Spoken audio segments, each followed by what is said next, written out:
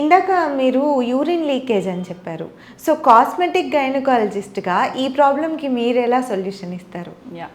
So urine leakage issue comes under functional urogynaecology అండి. Okay. So functional aspect deal చేస్తాం కాబట్టి, so ఈ urine leakage issue ఏంటంటే almost 5 మహిళల్లో 3 కన్నా ఉంటుంది. ఓకే. 3 నుంచి 4కి ఇంకా తగ్గదు అది. అంతమందికి ఉంటుంది. అంటే అంత కామన్ ఇష్యూ ఇది. అంటే ఏజ్‌ని బట్టి వస్తదా? చిన్న ఏజ్ వాళ్ళకి కూడా వస్తదా? జనరల్గా అయితే ఏజ్ ఎలా పెరుగుతుందో దాన్ని బట్టి వస్తుంది.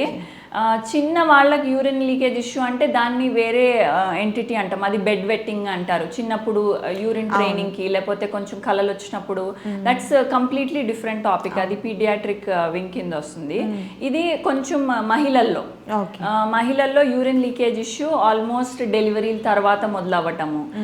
డెలివరీలో బాగా హార్మోన్స్ ఈస్ట్రోజన్ ప్రొజెస్ట్రాన్ పెరిగిపోతాయి, కొంచెం రిలాక్స్ అయిపోతుంది బాడీ అంతా, అండ్ ఆ హెవీ వెయిట్ని బేర్ చేయాలి ఆల్ 9 months. బేర్ చేసి దాని తర్వాత డెలివరీ వచ్చే ట్రామా వల్ల, దీని అన్నిటి వల్ల బ్రంట్ అన్నిటి మీద పడుతుంది. కింద వెజైనా టేర్ అవుతుంది, లూజ్ అవుతుంది, ఆ మజిల్స్ అన్నీ కొంచెం రిలాక్స్ అయ్యి కొంచెం టేర్ అవుతాయి, అండ్ అవన్నీ దే కాంట్ హోల్డ్, మళ్ళీ అట్లా యూరిన్ని హోల్డ్ చేయలేవు. సో అక్కడ స్టార్ట్ అవుతుంది ప్రాబ్లము. దాన్ని అప్పటికి కరెక్ట్ చేయకపోతే అలాగా మేనేజ్ చేస్తారు కొంతమంది, లైక్ ఆ యంగ్ ఏజ్లో. బట్ అది పెరుగుతున్న కొద్దీ మెనోపాజ్ ఎప్పుడైతే హిట్ అవుతారో, అంటే ఆ కొంచెం నెలలు ఎప్పుడైతే ఆగిపోతాయి అట్ ద ఏజ్ ఆఫ్ 45-50కి మెనోపాజ్ ఎప్పుడైతే హిట్ అవుతారో అది మల్టిప్లై అయిపోతుంది. అప్పటి నుంచి ఫ్యాట్ తగ్గిపోతుంది, టిష్యూ స్ట్రెంగ్త్ తగ్గిపోతుంది, హార్మోన్స్ అన్నీ ఆగిపోతాయి. సో ఇంకా ప్రొటెక్షన్ ఫ్యాక్టర్ కూడా ఉండదు. అండ్ మన మహిళలు కూడా ఎక్కువ పెద్ద స్ట్రెంగ్త్ ఎక్సర్సైజెస్ చెయ్యం. ఎంతసేపు ఏదో కొంచెం వాకింగ్ చేస్తాము, యోగా ఇట్లాంటివి చేస్తాం, కానీ ఎక్స్క్లూజివ్గా స్ట్రెంగ్త్ చెయ్యం. అందులో ముఖ్యంగా పెల్విక్ ఫ్లోర్ స్ట్రెంగ్త్ అయితే అస్సలు చెయ్యం. సో ఈ స్ట్రెంగ్త్ ఏమీ ఉండకపోవటం వల్ల ఈ యూరిన్ లీకేజెస్ ఇష్యూ చాలా ఎక్కువ వస్తాయి. బట్ ఇది చాలా అండర్ కరెంట్. మళ్ళీ ప్రతి ఒక్కళ్ళు దాని గురించి చెప్పరు, చెప్తేనే కదా మనము హెల్ప్ అవగాహన అనేది వస్తే వాళ్ళు ఏమైనా. అవును, అవి ఒకటి వాళ్ళకి వాళ్ళు పోనీ వాళ్ళ ఫ్రెండ్స్తో మాట్లాడుకుంటే వాళ్ళ ఫ్రెండ్స్ అన్న చెప్తారు, ఇలా ఉంది నాకు, నేను ఇది చేశాను అని. లేదు అంటే అట్లీస్ట్ దాని గురించి బ్రౌజ్ చేసి ట్రీట్మెంట్ ఆప్షన్స్ ఏమున్నాయి ఇవన్నీ కూడా చాలా మటుకు సైలెంట్గా ఉంటారు. ఇది వరకు అటు రోజుల్లో పర్వాలేదు, అప్పుడు ఏముంది మహిళలు ఎంతసేపు ఇంటికే సీమితం లాగా. బట్ నౌ ఇప్పుడు అట్లా లేదు, అందరూ వెరీ యాక్టివ్, వర్కింగ్, లేకపోతే they have their own social life, లేకపోతే some other life, they are just active women పెరిగిపోయారు. సో ఇప్పుడు ఆ ప్రాబ్లం ఇష్యూ క్రియేట్ చేస్తుంది. So how to tackle this urine leakage problem అని ఇప్పుడు డౌట్లు వస్తున్నాయి. సో దానికి we are there. But first thing ఏంటంటే యూరిన్ లీకేజ్ ఇష్యూ ఎప్పుడు స్టార్టింగ్ నుంచే you have to strengthen the body parts. So ఏదైతే పెల్విక్ ఫ్లోర్ అంటున్నానో అది మన గర్భసంచిని, బ్లాడర్ అంటే యూరిన్ బ్లాడర్ని, వెనకాల మోషన్ ఏరియాని మూడింటిని ఇట్లా పట్టుకుని ఉంటుంది ఆ పెల్విక్ ఫ్లోర్ మసిల్. ఆ మసిల్ ప్రెగ్నెన్సీలో లూజన్ అప్, వీకెన్ అప్ అవుతుంది.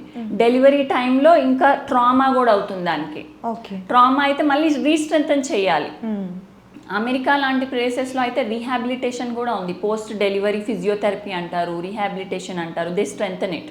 కొంచెం అవేర్నెస్ ఉంది. ఇండియాలో ఇంకా చాలా లాగింగ్ బ్యాక్ ఉన్నారు.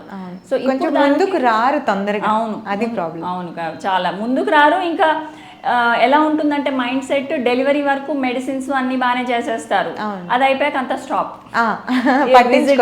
డాక్టర్ విజిట్ కూడా రారు.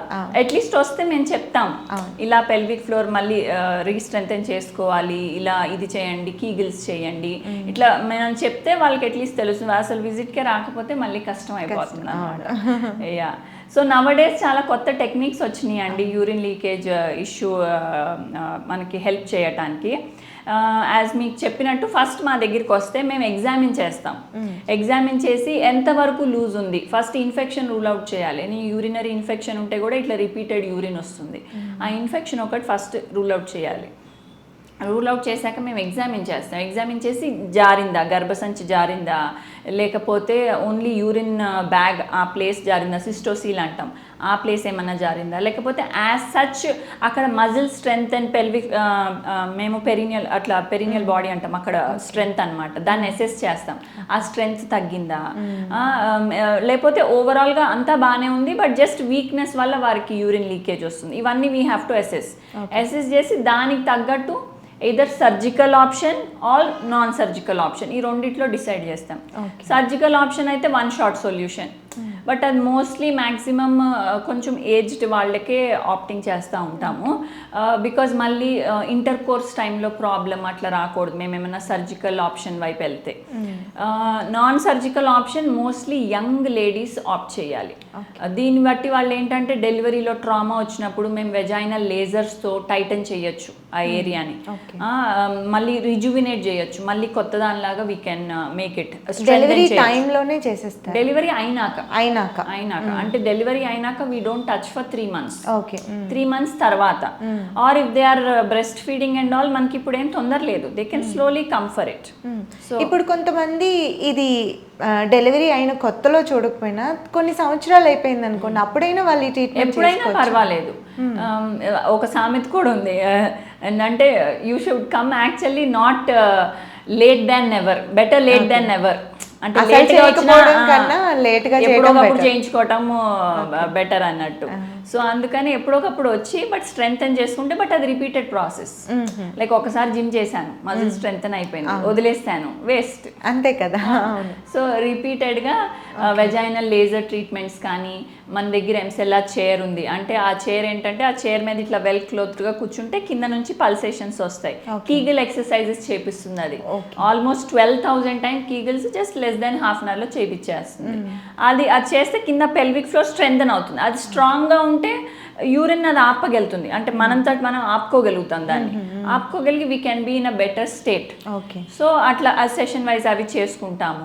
ఇక we have other PRP options అని, depending on how much is their intensity problem, దాన్ని బట్టి non surgical, surgical options treatment చూసుకుని వి మూవ్ ఫార్వర్డ్. ఓకే, మీరు నాన్ సర్జికల్ చేసిన తర్వాత ఎన్ని రోజులకి మళ్ళీ, అంటే ఒకసారి సెషన్స్ అయిపోయినాక ప్రాబ్లమ్ సాల్వ్ అయిపోతుంది, మళ్ళీ ఎన్ని రోజులకి విజిట్ చేయాలి? ఆల్మోస్ట్ ఇట్లా వెజైనల్ లేజర్ అంటే మేము 3 to 4 sessions చెప్తామండి. అండ్ పెల్విక్ ఫ్లోర్ స్ట్రెంథనింగ్ అయితే కొంతమందికి 6 to 8 sessions చెప్తాము. కొంచెం ఏజ్డ్ లేడీస్ ఎవరన్నా మాకు వస్తే ఆల్మోస్ట్ నేను 15 sessions దాకా కూడా చెప్తాను. సో బికాజ్ వాళ్ళకి చాలా వీక్ అయిపోయి ఉంటుంది muscles, so they need more sessions. అలా స్ట్రెంథన్ అయ్యాక almost 50 to 70% I can cure. But ఇది నాన్ సర్జికల్లో సర్జికల్ అంత రిజల్ట్స్ రావు, నాన్ సర్జికల్ అంతనే రిజల్ట్స్ వస్తాయి. యంగ్ ఉమెన్ అయితే వాళ్ళు సపోజ్ నా దగ్గరికి ఇట్లా 20% డిఫెక్ట్ ఉన్నప్పుడు వస్తారు. So they don't go to that 80% defect. Menopause టైంకి 80% వెళ్ళిపోతారు. సో నేను ఇక్కడ 20% నుంచి ఐ కీప్ వాళ్ళ స్ట్రెంగ్తెన్ చేసుకుంటా, వాళ్ళ అసలు అక్కడ దాకా రీచ్ అవ్వకుండా ఆపేస్తాను. ఓకే, వీళ్ళు స్టార్టింగ్ స్టేజ్ లో ఉన్నప్పుడే మీరు, అవును, ప్రివెంటివ్ కూడా, నాట్ జస్ట్ క్యూరేటివ్ కాదు, ట్రీట్మెంట్ లాగానే కాదు, ప్రివెంట్ కూడా చేసే అవకాశాలు, ప్రివెంట్ కూడా చేయొచ్చు. సో ముందు రావటము, అవేర్నెస్ ఉండటము ఇస్ వెరీ ఇంపార్టెంట్. వీళ్ళు కొంచెం ఏజ్ అయిపోయిన తర్వాత స్ట్రెంగ్త్ తగ్గిపోతుంది కాబట్టి రిజల్ట్ అనేది 80% వరకు, అప్పుడు హార్మోన్స్ పోతాయి, స్ట్రెంగ్త్ తగ్గిపోతుంది. మనం యంగ్ ఉన్నప్పుడు మన హార్మోన్స్ కూడా ఉంటాయి మనల్ని గట్టిగా ఆపడానికి, స్ట్రెంగ్తన్ చేసేస్తాం, ఆ strength will take it forward. Okay, yeah, once in 2 years మళ్ళీ అసెస్ చేస్తానే ఉంటాం, we don't leave them. Okay, permanent గా క్యూర్ అయిపోతుందండి అంతే, అంటే రిపీటెడ్ గా సెషన్స్ కి వస్తే it will stop it. Okay, yeah. So but సెషన్స్కి రావటం is more important in non surgical. Surgical అంటే ఇంకా 1 stop. Okay, right ma'am, thank you. Yeah.